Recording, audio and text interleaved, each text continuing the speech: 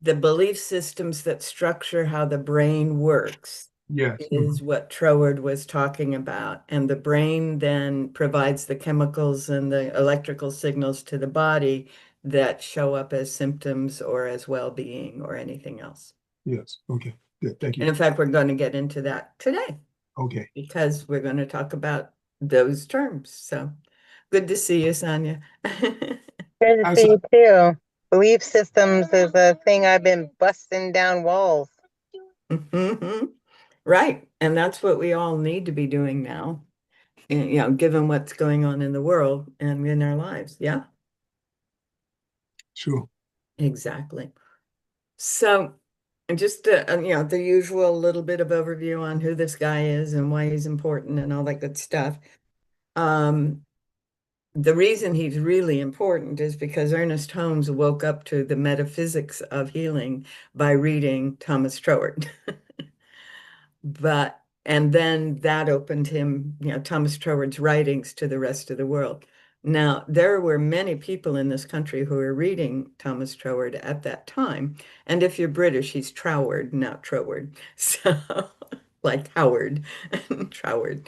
But he was a magistrate in India between 1870 and 1900, basically 1866 to 1906.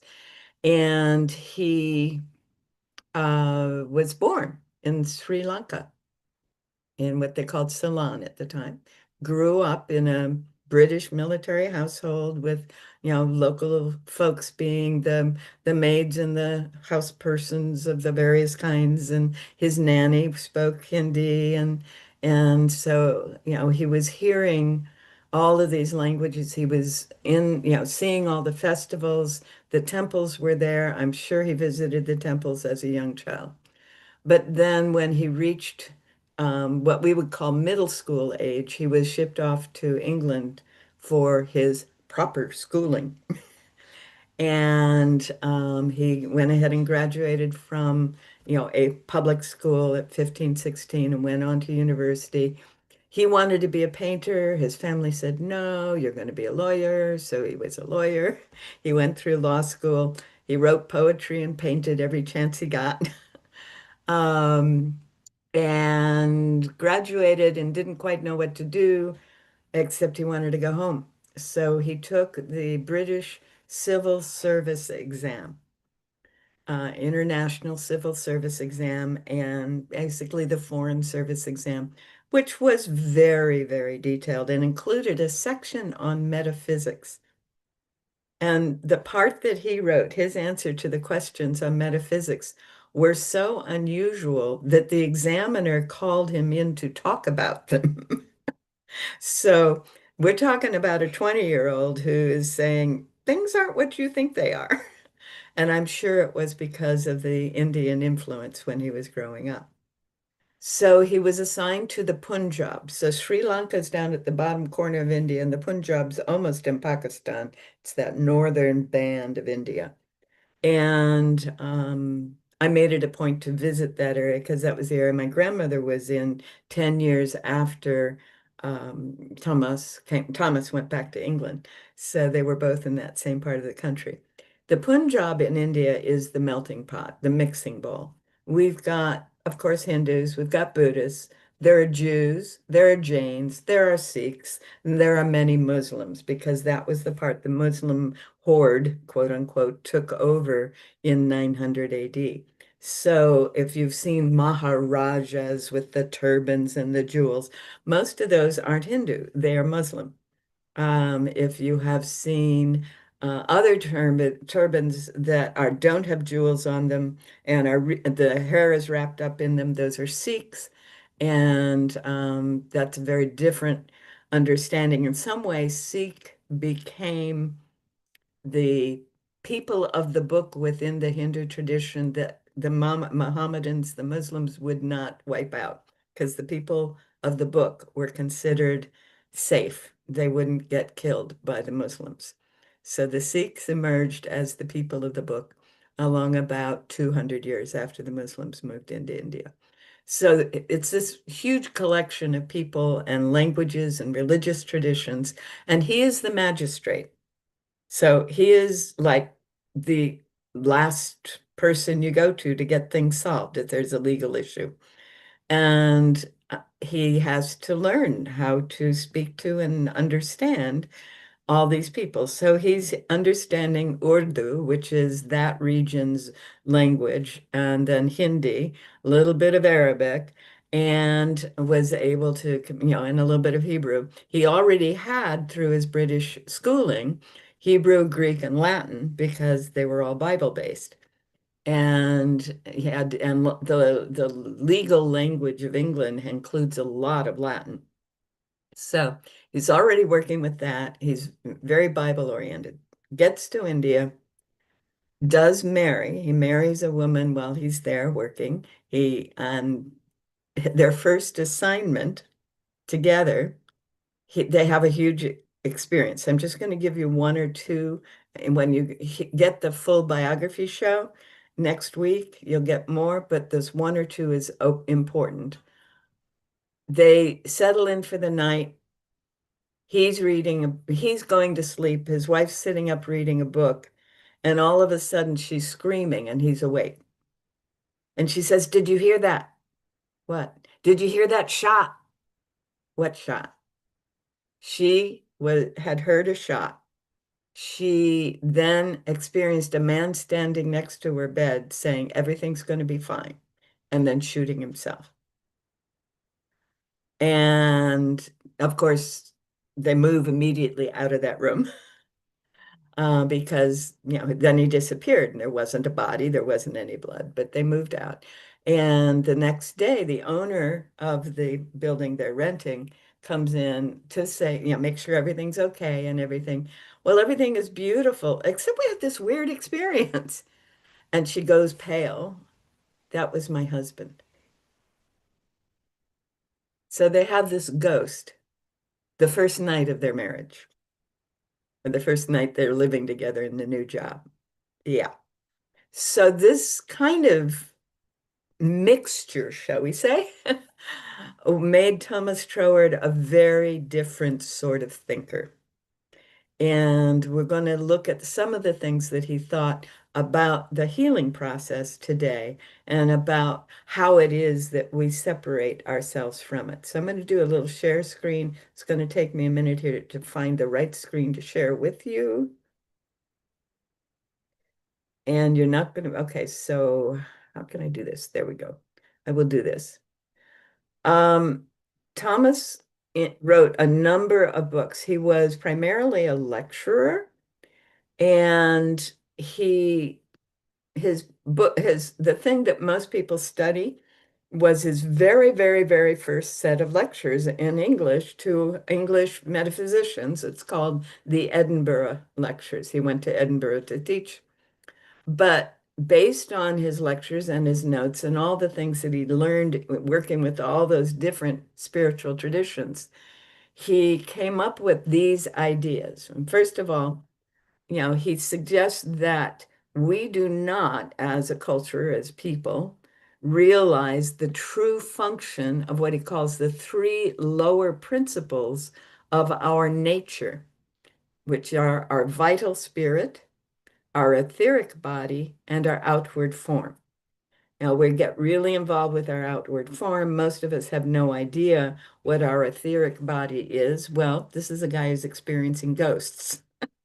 Yeah, and went on, by the way, to bilocate, to be seen somewhere where he wasn't, and so on. So he was aware there was this other body. We might call what he's calling the etheric body the astral body in today's terms.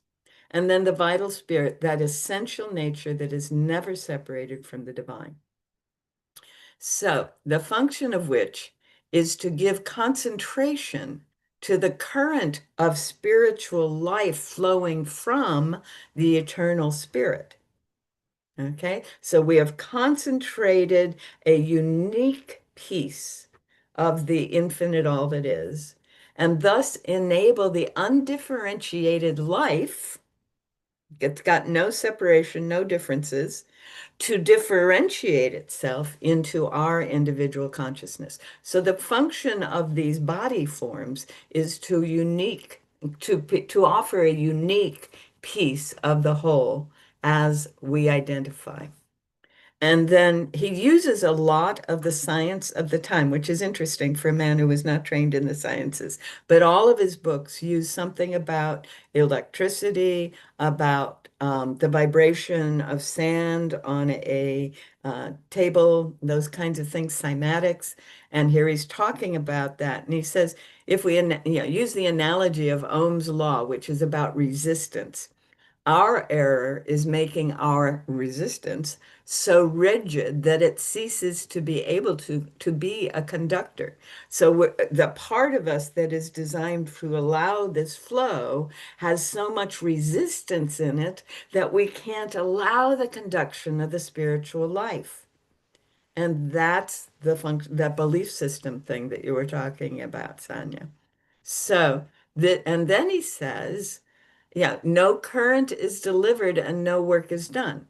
And then he says, this is the true nature of what we call sin.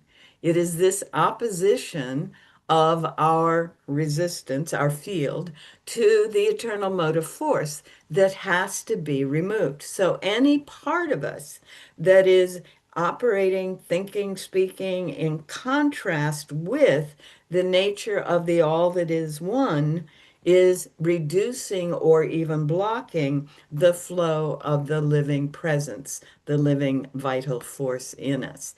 And that's his definition of the word SIN, which I find very useful. If we look at what Emma calls it, and she's doing this in parallel, okay? So Thomas Troward comes back from India and starts writing at the end of the 90s. And Emma, at that point, is just coming into her own teaching. So they've never had any contact with each other as far as we know, but they are both developing the same idea. And she says, the only issue is we think we are separate from that source, separate from the divine, separate from our good. So having seen that or thought that, then we then do not have that flow. And he's calling that thinking, acting, speaking as if we were separate, sin, sin, which in all the Romance languages means without. If I say, sin crema, cafe sin crema in, Spanish or Italian, or if I say something that's sin something in French, it's without. So that's something to be aware of. It's not that we are breaking God's rules. And then he goes on later and says that the nature of the universe is such that when we have separated ourselves, we experience the karma, the experience of what that's like, right? So then he says, the more we come into the light of truth and realize that sin is everything that is not in accordance with the law of our own essential being as related to the eternal life, the more we shall see not only that we have transgressed the nature of all, which he's calling law, but also that even now we are very far from completely fulfilling it. The more light we get, the more clearly we see this to be the case. So this is a man who's encountered, Hindu priests who do a lot things we call miracles, fakirs, all kinds of people that have done these things. My grandmother saw it 10 years later and and told me about those things growing up. And so he was really interested, what is it that make it so some people's lives and actions are clearly in alignment with the divine and some people's aren't. And he comes down to the thoughts and words and actions that say we are separate or that are out of alignment with it. He says the recognition of psychic powers, which he experienced, when not safeguarded by the higher principles of truth, plunges man even deeper into darkness than does a simple materialism. So if someone starts using their manifestation powers or using their capacity to see beyond the norm or hear beyond the norm in ways that are not in alignment with the good of all beings, then they get plunged into a darkness that is even harder to get out of than simply not paying attention and acquiring more stuff. All right.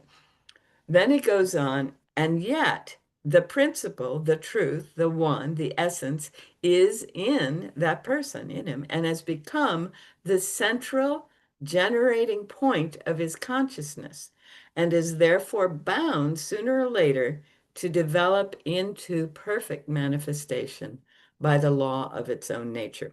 Now, he's using law the way we would say the law of gravity, right? It always happens that way.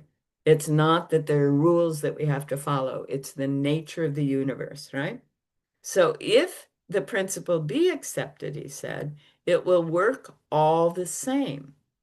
Whether we accept it by simple trust in the written word, whether that's the Bible or the Bhagavad Gita or something else, or whether we analyze the grounds of our trust. And his metaphor, and he loves these metaphors, just as an electric bell will ring when you press the button, whether you're an engineer or not. It will work whether you understand it or not. If you just simply accept it, it works, right? So that's the kind of place that Troward was coming from as he was putting together the books and the writings that he had. Now, here we're going to shift to the text that's in the book that I have put together called The Creative Process in the Individual. And this is in the chapter on healing, which was taken from a collection of his essays that his wife put together, his widow put together in the years following his passing. I think he passed in 1919, shortly after World War I.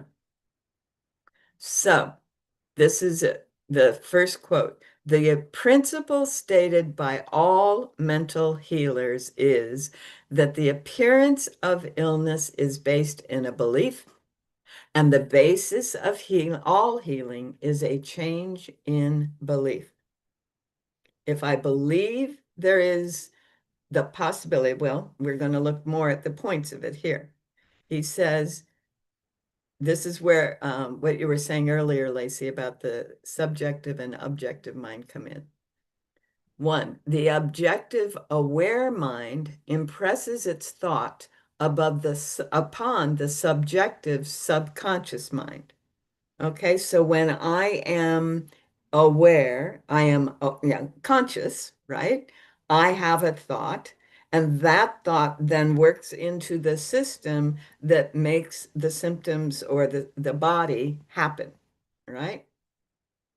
When that's the first point. Our conscious thoughts, the thoughts we intend to think, affect the subconscious, that part of us which is creating or manifesting this body. The second point is that, as I said, the subjective or subconscious mind is the creative faculty within us, and it creates in the body and the environment whatever thought is impressed on it. Did you want to add to that, Lacey? Okay. So that's the second point. So the conscious thoughts are impressed on the subconscious generates in the body and the environment whatever that thought is. So if you have thought for decades that so-and-so is not a good person, or such and such is not good behavior, or that somehow we are not okay because we have done this, that, or the other thing, then that is becoming programmed into the brain, and the brain is telling the body to behave in alignment with that thought. And so the thought, number three, is the expression of the underlying belief, of the belief. So I wouldn't have any of those thoughts if I didn't have a belief system to support them, whatever that is. So when I have an experience that is not pleasant, it says my screen sharing is paused. Are you not seeing the screen I have up? I apologize. Let's unpause it. I just noticed that. You are not seeing the screen. And how did it pause itself? I don't even know how it paused itself.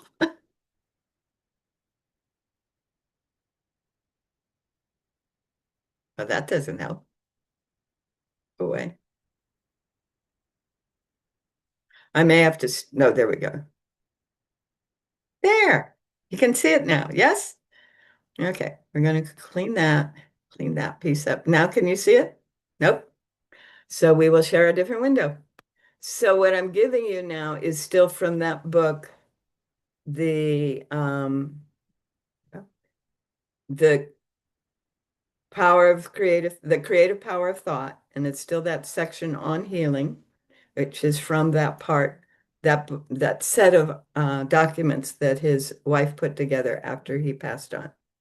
So the objective mind impresses on the subjective mind or the subconscious mind. The subconscious creates within the body and the environment. Then that thought has to be the expression of the belief system. So if I think something is not good, then I have a belief that that could not be good, right? It's page 69 in that book if you happen to have it handy.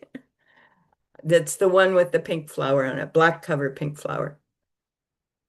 So that I could not have the thought if I didn't have the underlying belief. And then he says, this means that whatever the subjective mind, whatever the brain is bringing forth in the body, creates is the external representation of our belief system. If it doesn't feel heavenly, there's a belief I need to get in touch with. All right. The body is always showing me what my belief system is. My world is always showing me what I believe. And if I don't think I understand what I really believe deep down, take a look. The shape of my body, the nature of my home, the traffic around me, the world outside my door is always going to show me what I have been believing. And I can change that. And that's what he says, the next sentence. Accordingly, our whole object in healing is to change our beliefs. All right. So the thing about Troward and the reason that we continue to study him is because he has got this wonderful logic, and that logic is always based on very clear fundamental principles. Once you get those down, then Troward is absolutely understandable. Some people get tangled in Victorian language, which is why I did this book, because these are my briefer versions, modern language versions of some of his points. So, to change the beliefs, he said, we need some solid ground of conviction of the falsehood of our old beliefs and the truth of our new ones. Okay? There has to be something that is so solid that our intellect doesn't challenge it. Okay, and he uses the law of causation. Troward's also the person who came up with the law of attraction. He came up with these laws that are used in New Thought. So the law of causation, he says, illness results from the belief that some material form or substance is a primary cause or entity that can cause disease or distress. Now, the Course in Miracles spends a lot of time telling us that this is not true. It tells us over and over again that what is true is that their spirit is the primary cause. Our mind is constantly interpreting, and our brain is constantly implementing what spirit is doing. And that's the cause of any illness or distress in the body. So he goes on to say, we know this belief to be false, that a material form or substance could cause any illness or distress. He says, we know this to belief to be false because our knowledge of universal spirit, which he has told us why we call it universal spirit, but it's the essence of all that is, tells us that there is only one primary cause, and it is that spirit. We also know that the only true conception you can have of your essential self is as an extension of the pure living spirit. Now, remember what I said. There's the essential self, the etheric body, and the body form. And the essential self is spirit, unified and uniquely expressed in this person that I am, that then generates this form and this environment. All right. He goes on, we also know that the only true conception you can have of your essential self is as an extension of the pure living spirit, not hampered by conditions of any sort. We are unlimited beings, Emma tells us, and so cannot be satisfied with anything that is limited.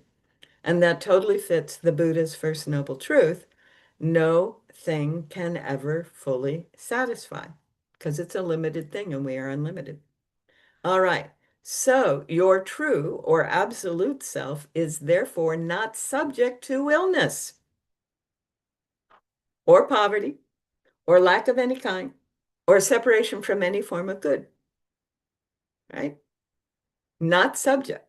The body that has become manifest based on beliefs otherwise may or may not appear to be subject to those, but it isn't truly subject to those. Now we keep going. Because the subconscious mind is directly linked with universal spirit and accepts whatever it is told precisely as it is presented. Okay? Spirit doesn't hear jokes. It does not understand humor, a sense of humor. Sarcasm, nope, doesn't buy any of that. It accepts it absolutely literally. All right? It must externalize in our lives and world any idea that is firmly impressed upon it. And by firmly, we need to realize that he's saying without conflict, without any conflicting ideas, right? So I may try to be balancing two conflicting ideas at the same time. The idea every day in every way I'm getting better and better, which was the first official affirmation in the United States, might be conflicting with, yeah, but I'm getting older or whatever, right? I'm gaining weight or I'm losing my job, whatever it is.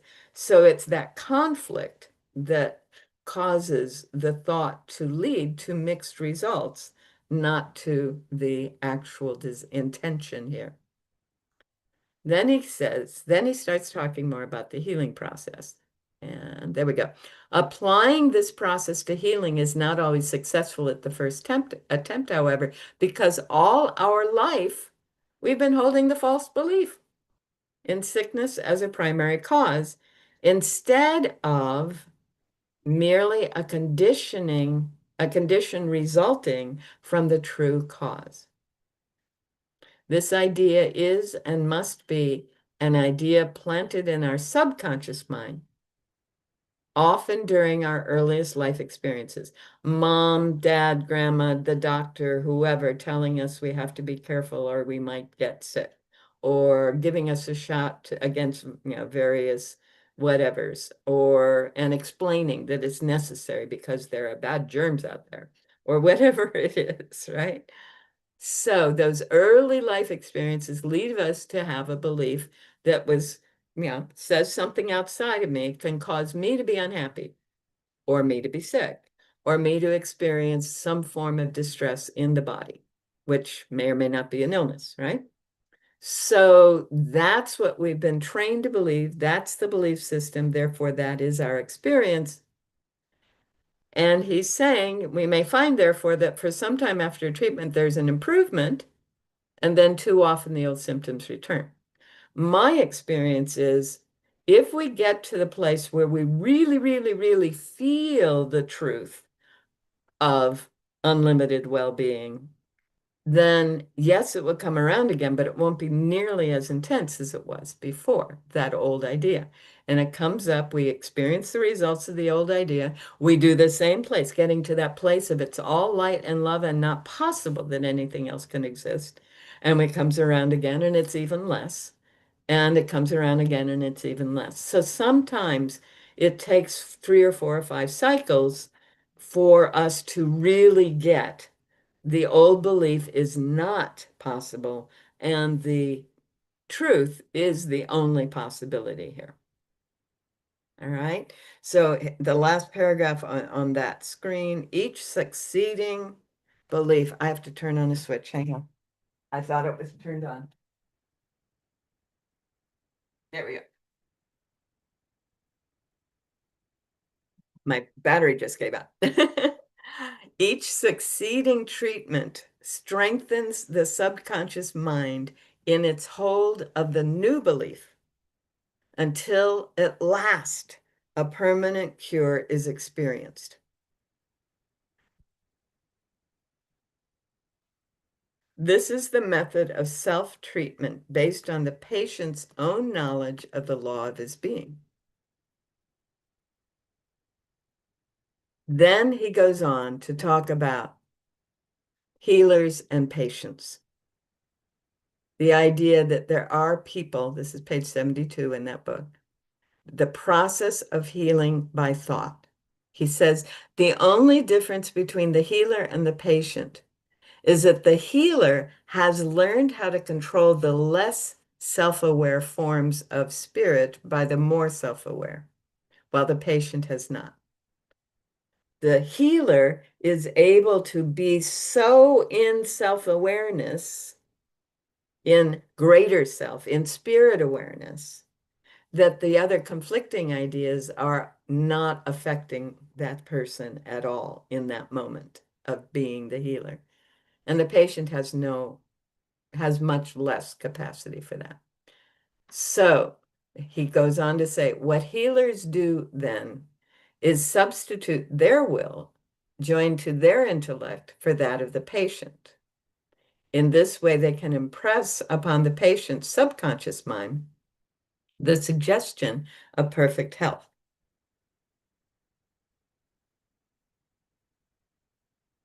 How do we do that? He says. He says our ordinary conception of ourselves is that of an individual personality, which ends at our skin, right? Each of us, Ruth ends right here.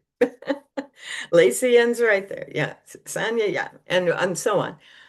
We tend to think of that, right?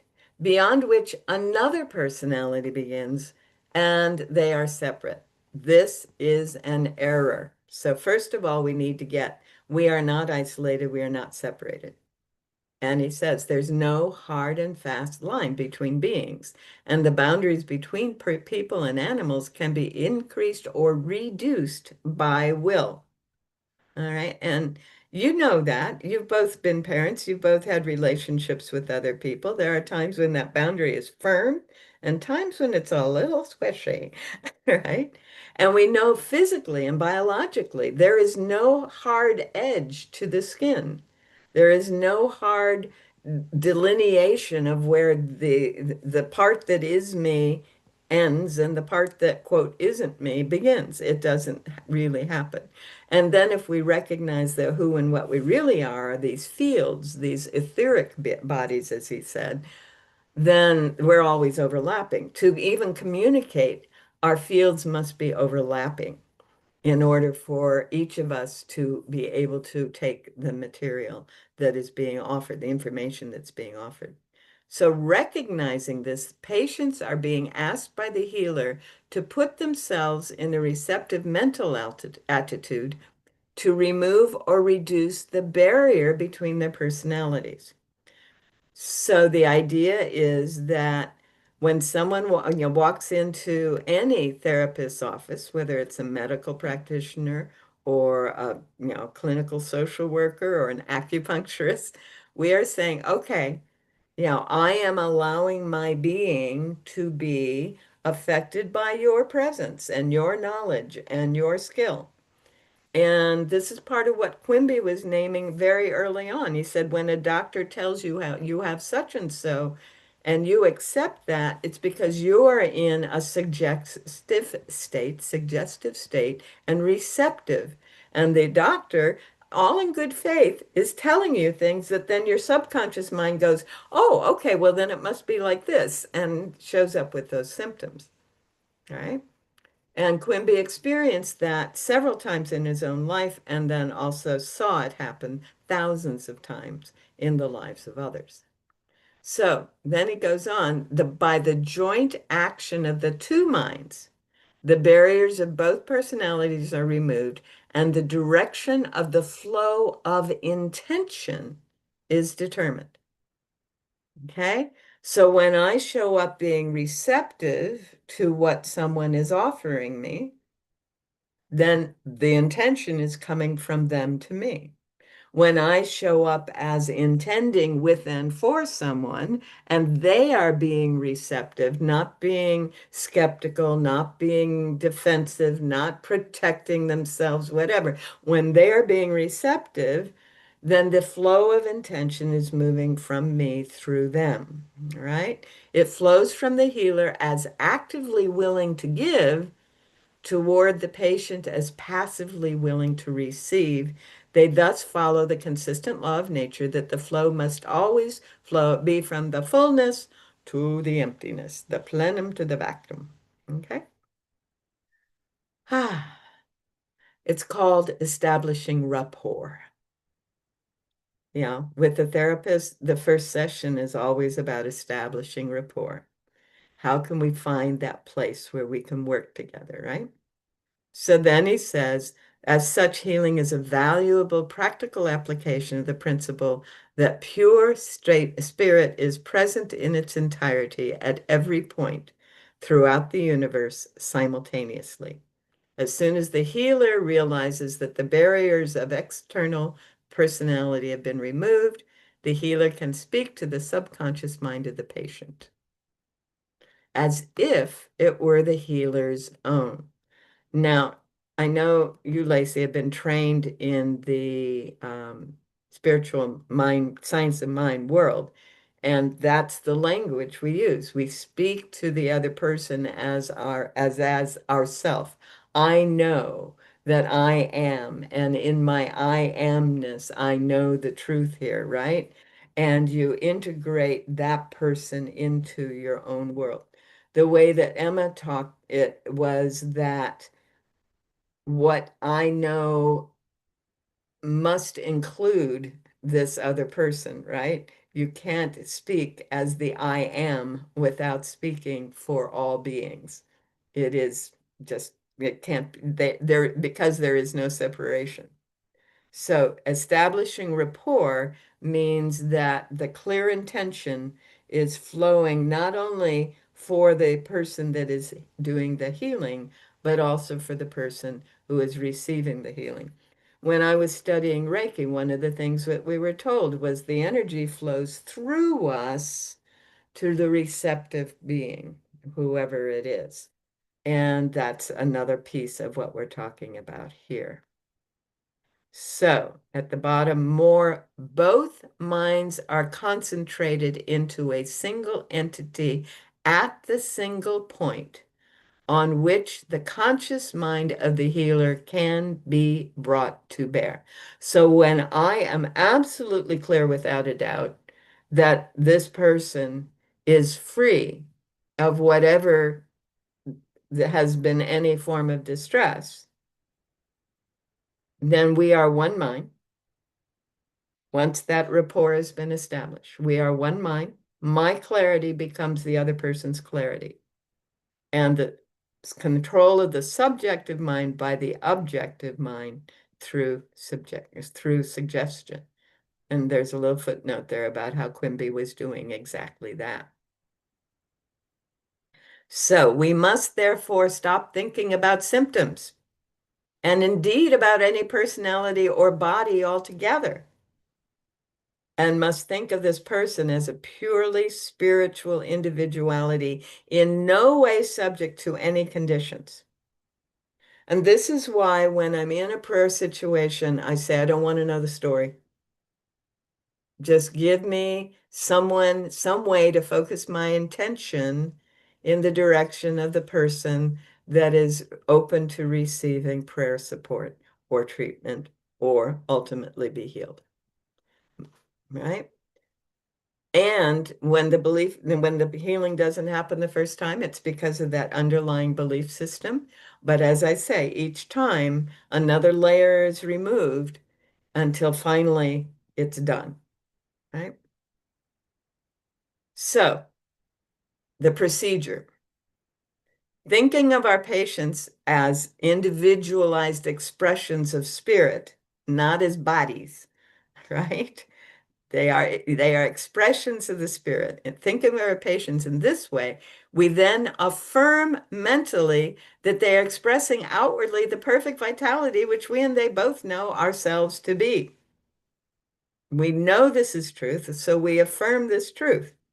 The patient's conscious thought is at the same time focused on receiving the active thought.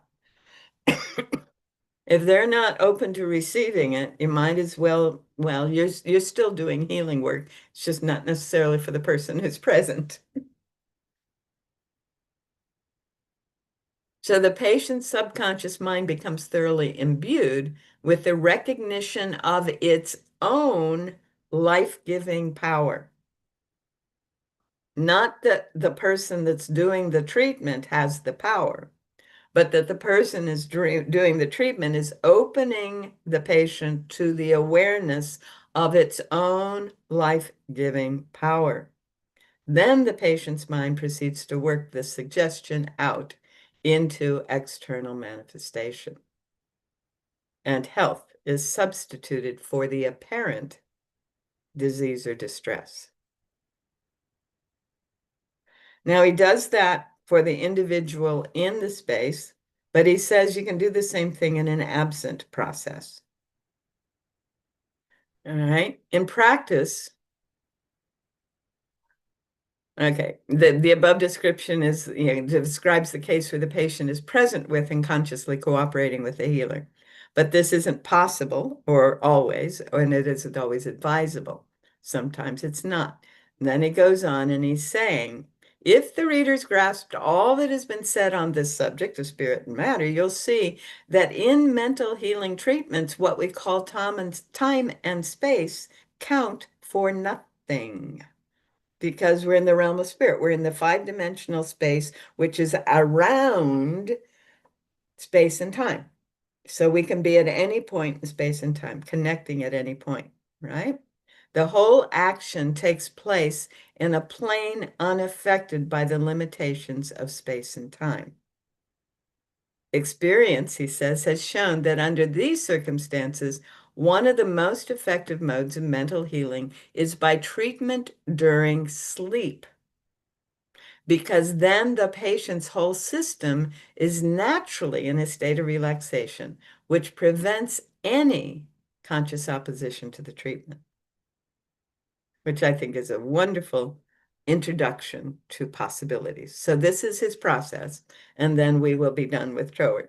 But he says, before going to sleep, the healer repeats the statement and firmly impresses on his or her own subjective mind that its job during the night is to convey curative suggestion to the patient, to the subjective mind of the patient, their unconscious. So I'm speaking from my unconscious to the patient's unconscious. And Ursula Le Guin used to say that was what really good fiction and poetry do. They speak from the unconscious to the unconscious. So it might be doing it in poetic terms is helpful. Then he says, by the general principles of the relation between subjective and objective mind that we've just talked about, the suggestion is carried out during the hours that the conscious individuality of both of them is asleep. All right. I tell myself, while I'm asleep, take care of that person. And that person says, while I'm asleep, be open to this. And that's his recommendation. He says it works really well with young children. And then when you can't explain the principles to them, you just see them as well. And I have to say, I was working on this book at a time when my grandchildren were going through a spout of, or a time of a variety of infections. And they got through them much quicker when I was able to know that there was need for support. Okay. So that's 3 or 4 pages out of my book, The Creative Power of Thought.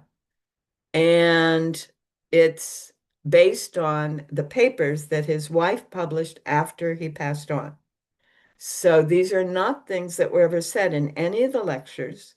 These are not things that were said in any of the books that people will refer you to as Thomas Troward's books.